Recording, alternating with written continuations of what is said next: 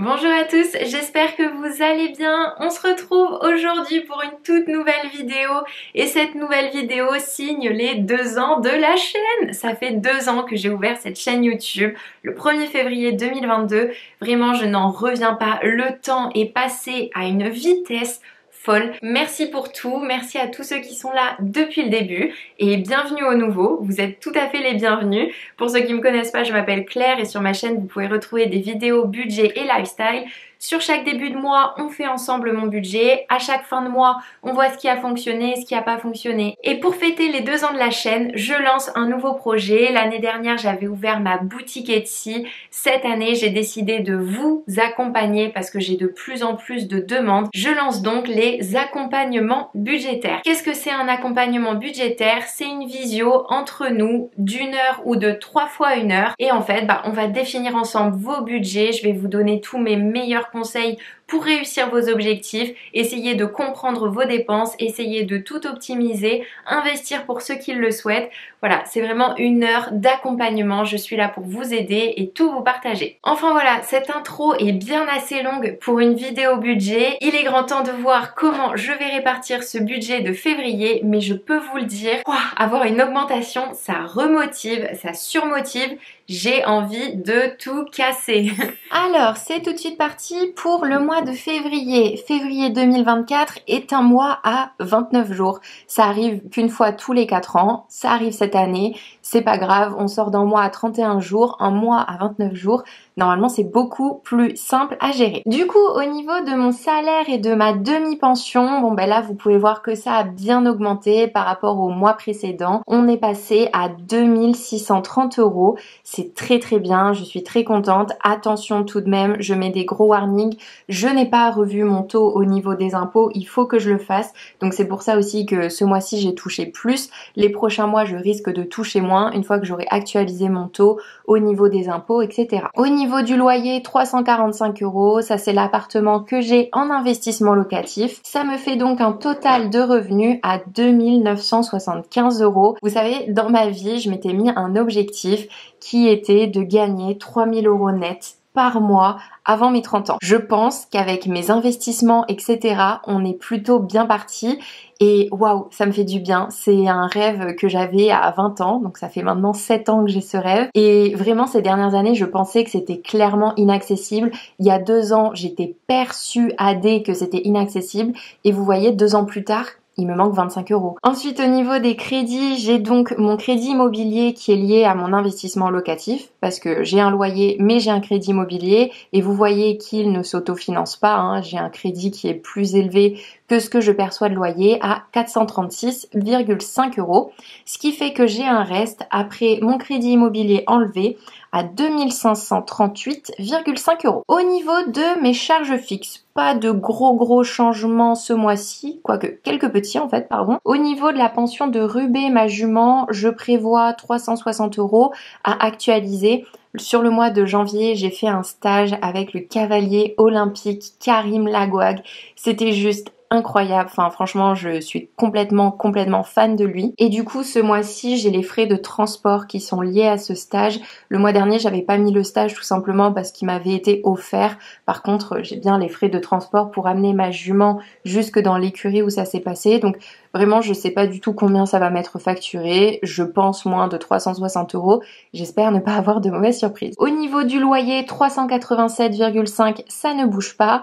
Là au niveau de mon téléphone et de ma box internet, petite hausse ce mois-ci tout simplement parce que j'ai changé d'opérateur. Je suis passée chez Bouygues Télécom parce que Red by SFR n'arrêtait pas de m'augmenter. Du coup ce mois-ci je paye 20 €, mais les mois prochains je payerai 9,99 €. Netflix ça n'a pas bougé, 13,50 €. L'électricité ça n'a pas bougé, 37 €.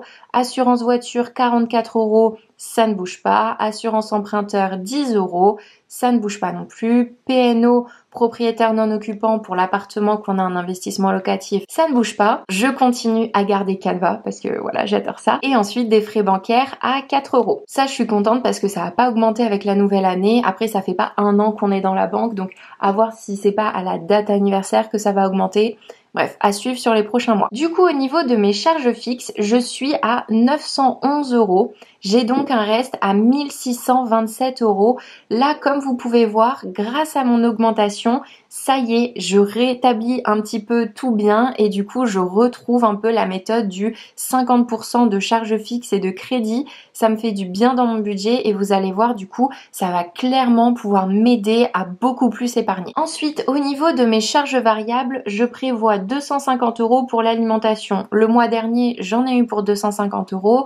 Là, on est sur un mois à 29 jours, donc à voir. Sachant qu'en plus, le mois dernier, en fait, j'avais pas calculé, mais Quentin n'avait pas eu autant de tickets resto que d'habitude. Du coup, on a dû faire beaucoup plus de courses, étant donné que quand il est en vacances, il n'a pas de tickets resto. Par contre, sur le mois de janvier, il n'a pas pris de vacances. Donc, logiquement, il devrait avoir plus de tickets resto et peut-être que notre enveloppe alimentation sera un petit peu moins élevée. Ensuite, au niveau de l'essence, 150 €. J'ai déjà dépensé 50 € et vous allez voir, je vous l'avais dit sur le bilan du mois dernier, les 100 € qu'il me reste, je les ai mis sur Lydia parce que j'aimerais vraiment beaucoup plus me challenger au niveau de l'essence et beaucoup plus le suivre. Au niveau des charges de copropriété, vu ce que j'ai payé le mois dernier, j'espère très sincèrement ne pas en avoir ce mois-ci et normalement je n'en aurai pas.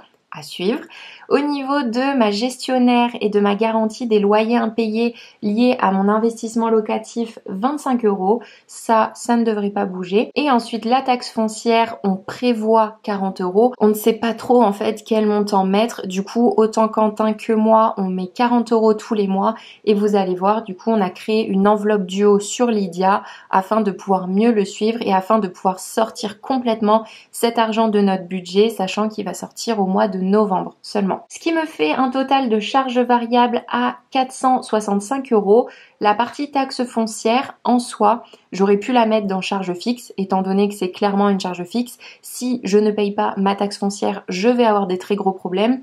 Mais vu qu'on va peut-être l'actualiser, pour l'instant, je préfère le laisser dans le charge variable. Après, vous allez voir sur le mois de mars, j'ai retravaillé ce tableau pour en fait coller au mieux à ma situation. Le tableau évolue avec moi, j'ai pas les mêmes besoins au fur et à mesure du temps. Donc je vous montrerai tout ça le mois prochain. J'ai donc un total de charges variables à 465 €, ce qui me fait un reste pour mes épargnes et mes enveloppes à 1162,5 €. Du coup, au niveau de l'épargne investissement, j'ai 200 € que je compte mettre sur mon livret A pour un futur investissement locatif. Ensuite, j'ai 100 € pour la bourse. Ce mois-ci, je vais encore mettre sur mon plan d'épargne action et sur le S&P 500 parce que j'adore le S&P 500 et que ça me rapporte tellement depuis que j'ai commencé. Et ensuite, les 100 € au niveau de l'assurance vie, ça y est, j'ai bien envoyé le courrier de résiliation de mon ancienne assurance vie. Et là, du coup, j'ai reçu beaucoup de messages de votre part pour ouvrir une nouvelle assurance vie. Je vais commencer à checker tout ça, mais je prévois de mettre 100 € ce mois-ci. Ce qui me fait un total d'épargne investissement à 400 € et donc un reste au niveau de mes enveloppes à 762,5 €. On va tout de suite passer à mes enveloppes et à leur remplissage. Au niveau de Noël, j'ai prévu 100 € parce que comme vous savez, le mois dernier, finalement, je n'ai rien pu mettre dedans. Donc ce mois-ci, il faut rattraper parce que les enveloppes vont pas se remplir toutes seules et Noël ne va pas se payer tout seul. Plus 100 €, ce qui fait que j'ai 100 € pour Noël. Franchement, on est en février, j'ai déjà 100 € pour Noël. Ça va, il y a pire comme situation, je suis plutôt très contente. Ensuite, au niveau de la voiture, là aussi j'ai prévu 100 €.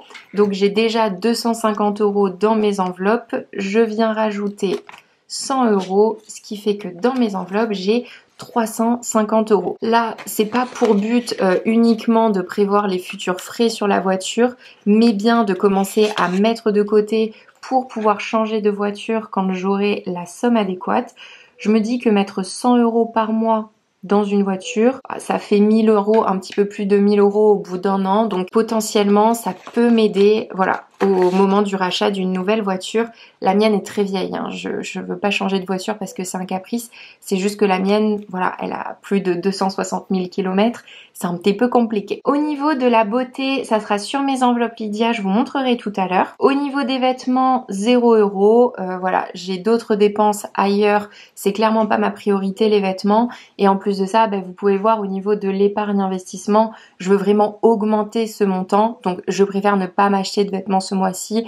On verra les mois prochains. Au niveau du voyage, alors là ça a déjà été fait. En fait c'est de l'argent que j'ai mis sur le compte commun. Parce qu'avec Quentin, comme vous le savez, tous les ans pour la Saint-Valentin, on s'offre un petit voyage. Et cette année, nous partons à Barcelone. Enfin pas vraiment à Barcelone. Enfin si, on a notre vol qui va jusqu'à Barcelone. On a réservé un super hôtel via voyage privé, un hôtel 5 étoiles qui est pas très loin de Barcelone. Je sais plus exactement où.